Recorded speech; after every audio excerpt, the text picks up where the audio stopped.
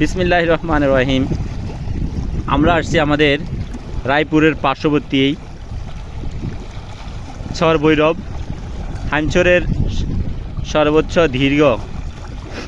দীর্ঘ একটা বিচ, যেটা একটা সম্ভাবনাময় জায়গা ট্যুরিজমের জন্য।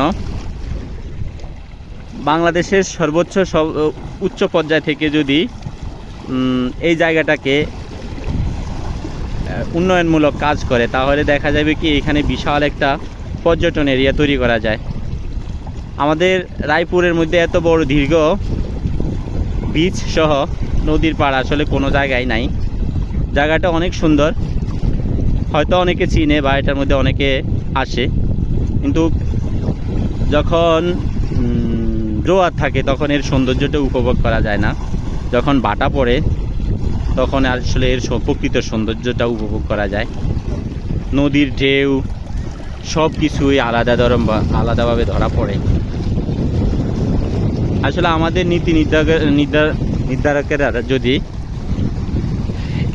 এই বীজটার ব্যাপারে একটা সিদ্ধান্ত নেয়, মনে হয় এখানে ভালো কিছু করার যায়।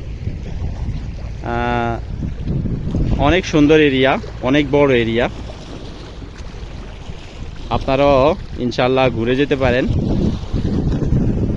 এটা হায়দারগঞ্জ থেকে সোজা নেমেই, বেড়ি থেকে নেমেই হাইমচর না গিয়ে ভিতরের রাস্তা দিয়ে চলে আসতে হয়। এটা সাজুমোল্লা ঘাট থেকে পিছনে এবং আলতা মাস্টারের ঘাট থেকেও পিছনে। আল্লাহ হাফেজ, সবাই ভালো থাকবেন। আসসালামু আলাইকুম ওয়া রাহমাতুল্লাহি ওয়া বারাকাতুহু।